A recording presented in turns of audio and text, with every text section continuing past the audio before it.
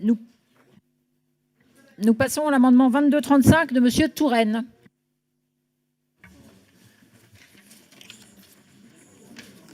Il s'agit d'indiquer que dans l'appariement du donneur de gamètes avec le couple receveur, il ne pourrait pas y avoir d'imposition de cet appariement sur les caractéristiques physiques. Je rappelle que cet appariement se fait actuellement, qu'il peut être souhaité par le couple receveur et que dans ce cas-là, il convient de le faire.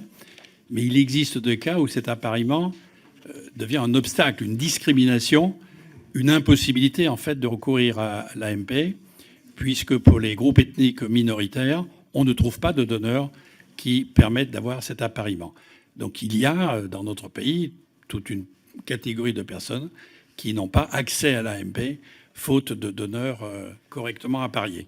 Donc nous indiquons simplement ici qu'on ne doit pas imposer cet appariement, mais bien entendu le satisfaire chaque fois qu'il est souhaité. Merci.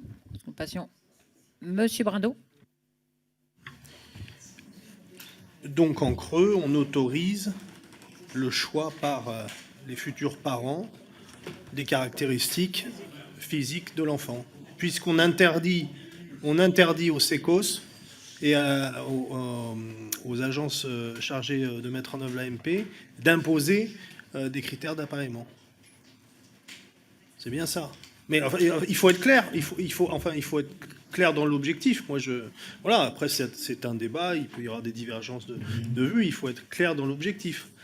L'objectif, il est bien de permettre aux futurs parents, quelle que soit leur orientation sexuelle, de choisir les caractéristiques physiques de l'enfant à naître. Mais non, pas du tout. Monsieur Bazin. Vous êtes en train de créer ce droit. Monsieur Bazin. Aujourd'hui, il est fondé sur l'appréciation des sécos et de l'agence de l'AMP. C'est très dangereux comme type d'amendement, parce que ne peuvent pas se voir imposer un appariement. Ça veut dire, on fait du français, on fait du droit, hein, ça veut dire que très clairement, ils ont une part de choix dans cet appariement. Et on ouvre la porte sur de l'eugénisme, sur ce qui se pratique dans d'autres pays, où on choisit sur catalogue un certain nombre de choses. Et je pense que c'est très dangereux et qu'il faut absolument voter contre cet amendement.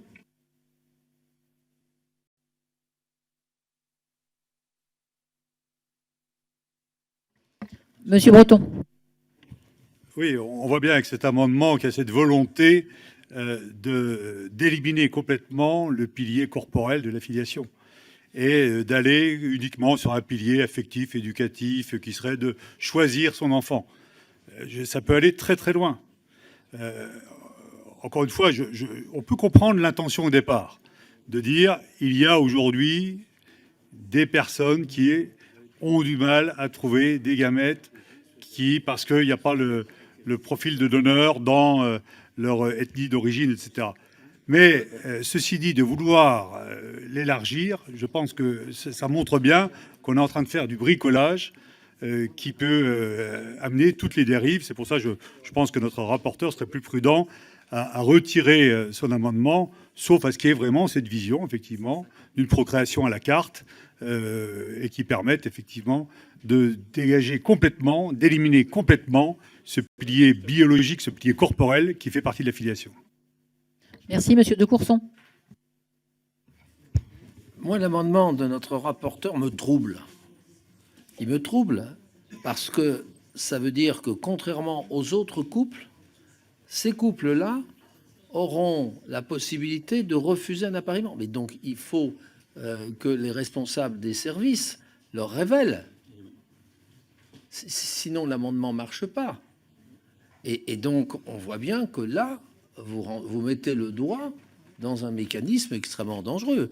C'est-à-dire qu'on choisit, on choisit les receveurs, c'est eux qui, in fine, vont choisir cela. Or, c'est tout à fait contraire à tout ce qui a été fait depuis des années. Donc, c'est l'enfant à la carte, hein. C'est le début d'un enfant à la carte. Donc moi, je vois bien l'idée du rapporteur, mais je pense que son amendement est complètement contre-productif. Monsieur Hetzel. Merci beaucoup, Madame la Présidente.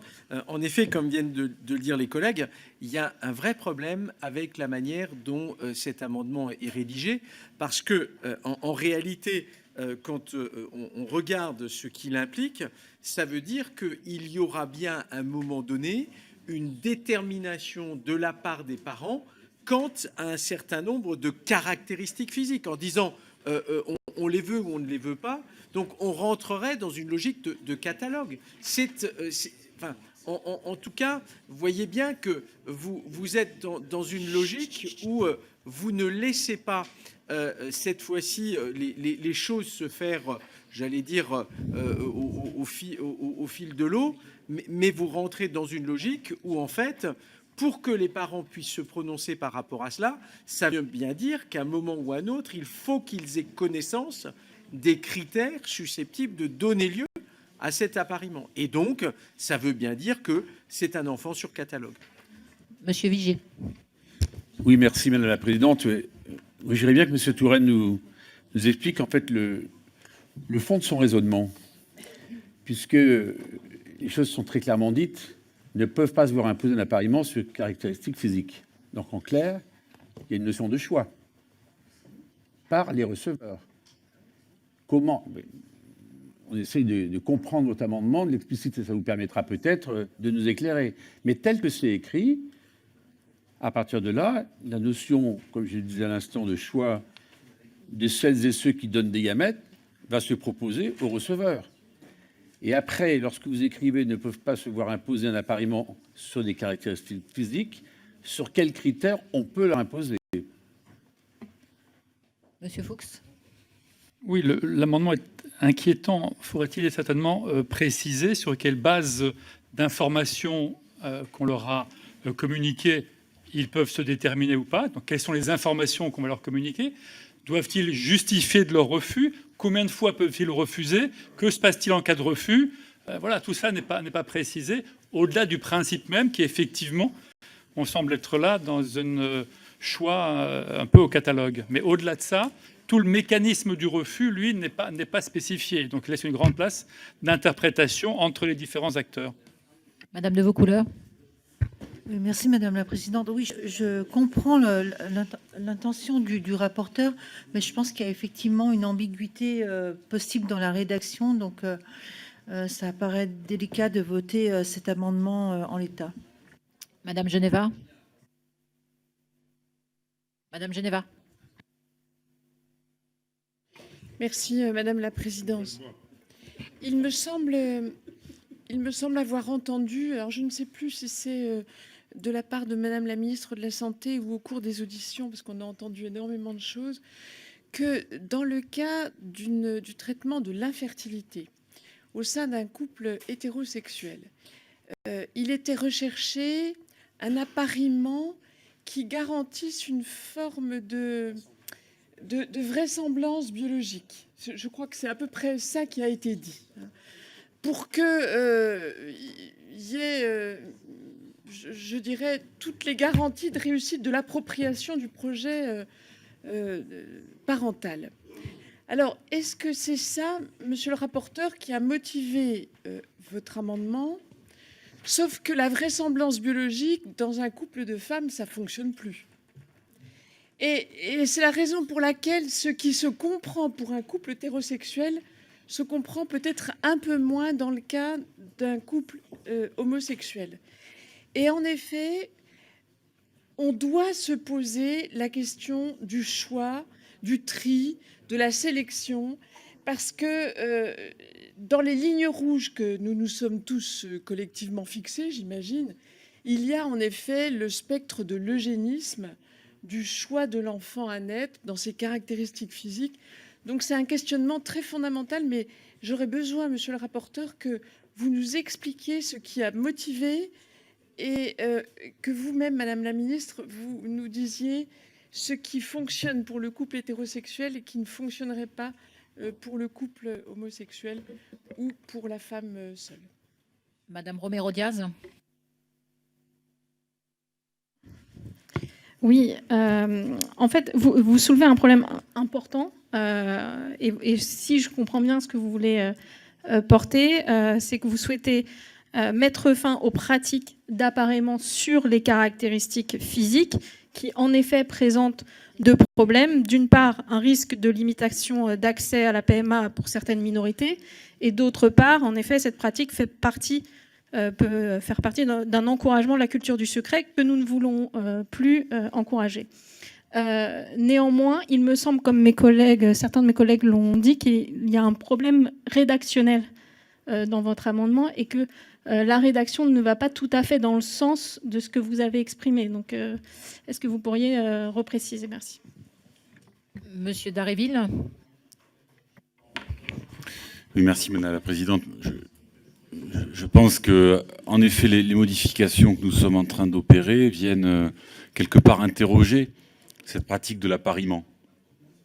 Je ne sais pas si on est allé au bout de la réflexion là-dessus, mais il me semble que cette question vient se poser et qu'il y a une cohérence à trouver qui, pour l'instant, n'apparaît peut-être pas. Et en tout cas, dans l'amendement, je ne suis pas sûr que tel qu'il est rédigé, il réponde exactement aux objectifs qui sont énoncés. Et je me demande par ailleurs si de telles précisions doivent figurer dans la loi ou si elles relèvent d'un autre registre. Merci. Monsieur Touraine, vous nous expliquez votre amendement?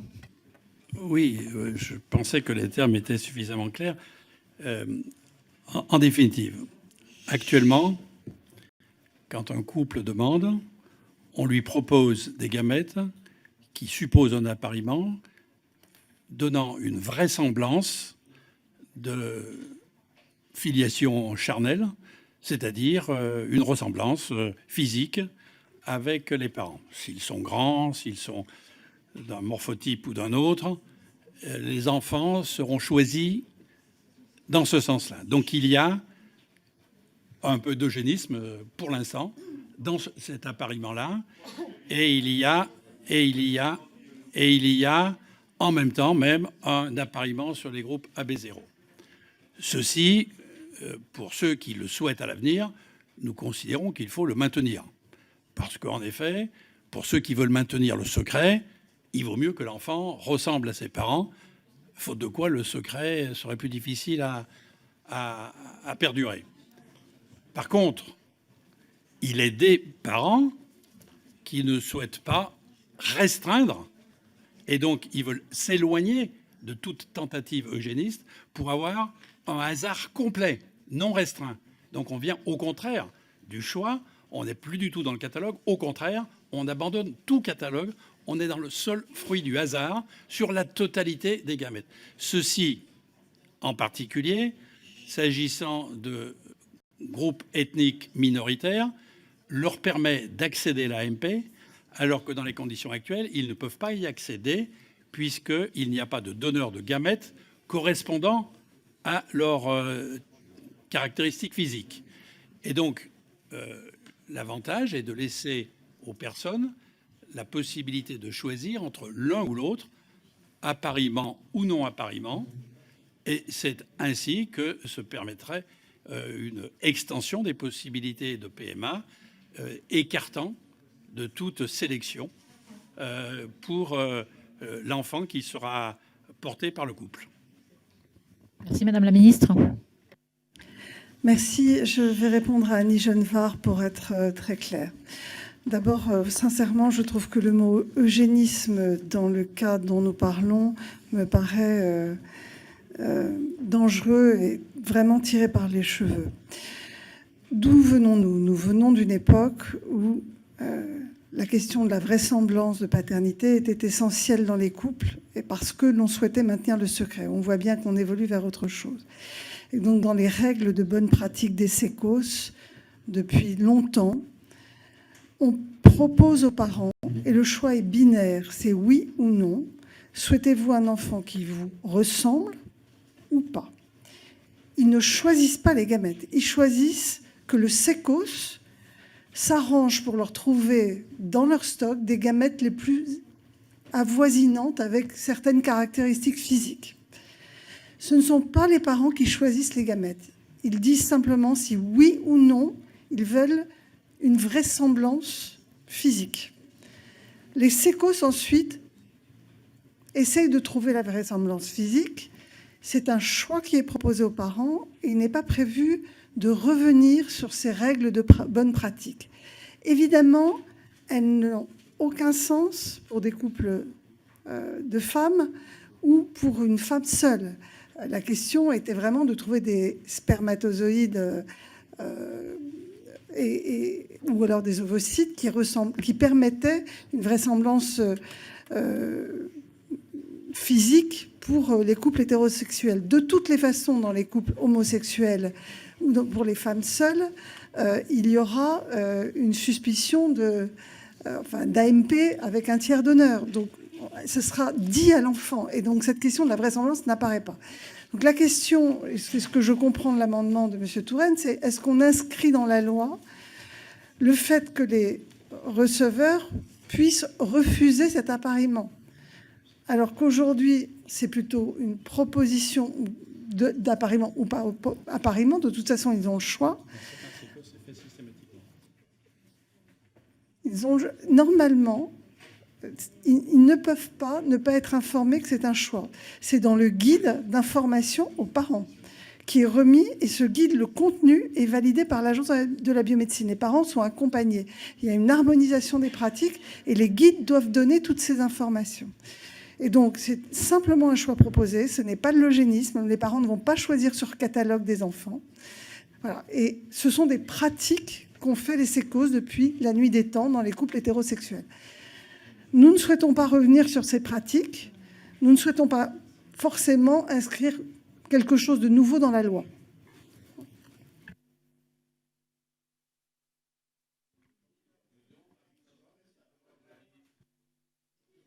Monsieur Touraine, sur l'amendement 2235. Donc, Monsieur Touraine, un avis favorable sur l'amendement 2235. Et Madame la Ministre? Je préférerais un retrait, Monsieur Touraine, parce que... Monsieur Touraine. Je préférerais un retrait. Je ne peux pas le retirer parce que j'ai été contacté par des personnes qui, dans plusieurs sécos, se sont vues imposer des appariements alors qu'ils souhaitaient différemment. C'est-à-dire qu'ils ont, plus précisément, ils n'ont pas eu accès à l'AMP parce qu'on leur a dit qu'on ne trouvait pas de donneurs appariés avec eux. On ne leur a pas laissé le choix de bénéficier de gamètes non appariés. Donc je crois qu'on ne peut pas laisser sur le bord du chemin les personnes qui doivent pouvoir bénéficier de gamètes non appariés. Donc, avis favorable du rapporteur, demande de retrait du gouvernement. Je propose que nous passions au vote. Monsieur Breton a déjà parlé. Si, Monsieur Breton. Non, on a déjà parlé. On passe au vote. Donc, qui est pour?